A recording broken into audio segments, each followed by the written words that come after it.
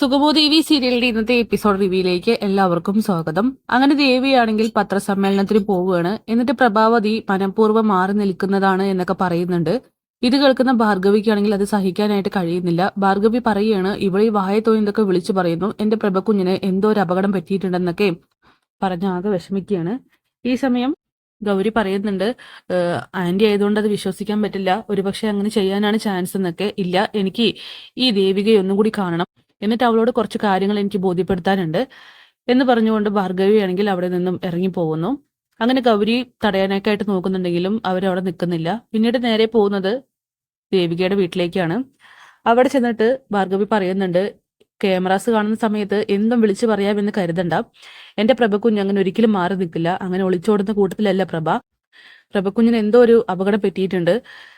നീയൊക്കെ കൂടി തന്നെയാണ് ആ പ്രഭക്കുഞ്ഞിനെ കൊലയ്ക്ക് കൊടുത്തിരിക്കുന്നത്. മര്യാദയ്ക്ക് എനിക്ക് എന്റെ പ്രഭക്കുഞ്ഞിനെ തിരിച്ചു കിട്ടണമെന്നൊക്കെ പറയുമ്പോൾ, ആന്റി എത്ര പ്രാവശ്യം പറയുന്നത്, ഞങ്ങൾ ആരും ഒന്നും ചെയ്തിട്ടില്ല എന്നൊക്കെ. നീ ഒന്നും പറയണ്ട, നീ ടി വിയിൽ കിടന്ന് പ്രസംഗിച്ചതൊക്കെ ഞാൻ കേട്ടിരുന്നു. നീ അറിയാത്ത കുറെ കാര്യങ്ങളുണ്ട്. ആ അരുന്ധതി ഉണ്ടല്ലോ, അവരാണ് ഇതിന് പുറകെ. നിനക്ക് സത്യങ്ങൾ ഒരുപാട് മനസ്സിലാവാനുണ്ട്. പ്രഭക്കുഞ്ഞും അരുന്ധതിയും തമ്മിൽ വഴക്കുണ്ടാക്കുന്നത് ഞാൻ കേട്ടിട്ടുള്ളതാ. അരുന്ധതി പ്രഭയുടെ മുഖത്ത് നോക്കി പറഞ്ഞിട്ടുണ്ട്, നിന്റെ കുടുംബം നശിപ്പിച്ചിരിക്കും, നിന്നെ നശിപ്പിച്ചിരിക്കും എന്നൊക്കെ. അതിനർത്ഥം ആ അരുന്ധതിയാണ് ഇതിന് പിന്നിലെന്നല്ലേ. ഇത് കേട്ട് ദേവിക പറയുന്നുണ്ട്, ആന്റി എന്തൊക്കെയാ പറയുന്നത്, അമ്മയും ആന്റിയൊക്കെ തെറ്റിദ്ധരിച്ചിരിക്കുകയാണ്. അരുന്ധതി മാഡം അങ്ങനെയൊന്നും ചെയ്യില്ല. എങ്കിലേ നീ അവരുടെ വീട്ടിൽ പോയിട്ട് ചോദിച്ചു നോക്കും, ചിലപ്പോ എന്റെ പ്രഭക്കുഞ്ഞിനെ അവിടെ തന്നെ ഒളിപ്പിച്ചു വെക്കാൻ ചാൻസ് ഉണ്ട്. ഞാൻ പോയി ചോദിച്ചപ്പോഴേ എന്നെ തോക്ക് കാണിച്ച് ഭീഷണിപ്പെടുത്തി ആട്ടിവിട്ടു.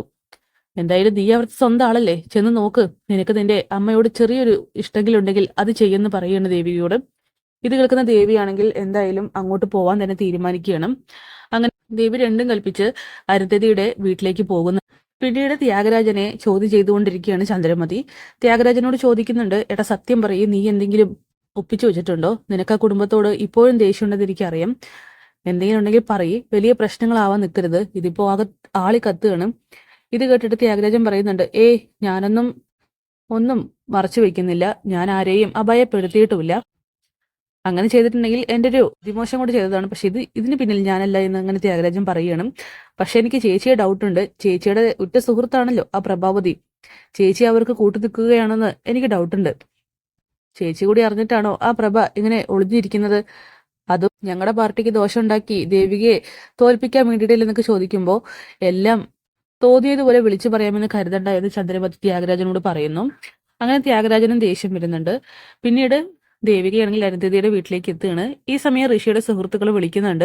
അങ്ങനെ ഋഷിയാണെങ്കിൽ അവരെ ഇന്ന് തന്നെ തീർക്കണം എന്നൊക്കെ ഇങ്ങനെ പ്ലാൻ ചെയ്തുകൊണ്ടിരിക്കുമ്പോൾ ദേവിക വരുന്നത് അവൻ അറിയുന്നില്ല.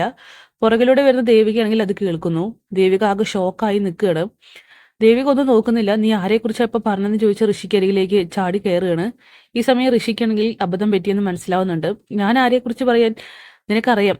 നീയല്ലേ നന്ദുവിന്റെ അമ്മയെ ഒളിപ്പിച്ചു വെച്ചിരിക്കുന്നത്? പറയടാ, നിങ്ങൾ എന്തൊക്കെയാ പറയുന്നേ? ഞാനൊരിക്കലും ഒന്നും ചെയ്തിട്ടില്ല. ഇല്ല, ഞാൻ ഈ ഫോണിൽ സംസാരിക്കുന്നത് കേട്ടു, സത്യം പറയേ. അങ്ങനെ അവിടേക്ക് അരുന്ധതി വരുന്നുണ്ട്. എന്താ ദേവിക, എന്താ പ്രശ്നം? മാഡം, ഈ ഋഷി ഫോണിൽ സംസാരിക്കുന്നത് ഞാൻ കേട്ടതാ, അമ്മയെ കൊല്ലാൻ പറയുന്നതൊക്കെ. ഇത് കേട്ട അരുന്ധതിയാണെങ്കിൽ ആകെ ഷോക്കാവുകയാണ്. കൊല്ലാൻ പറയുന്നു? ഋഷിയോ?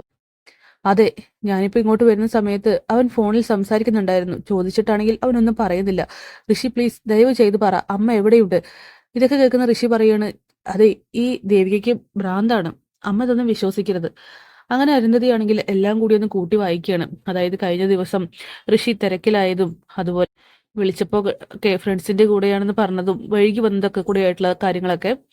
അങ്ങനെ അരുന്ധതിയാണെങ്കിൽ ദേഷ്യത്തോട് കൂടിയിട്ട് ഋഷിയുടെ കഴുത്തിൽ പിടിക്കുകയാണ്. സത്യം പറയടാ, നീ എന്തെങ്കിലും ചെയ്തു വെച്ചിട്ടുണ്ടോ?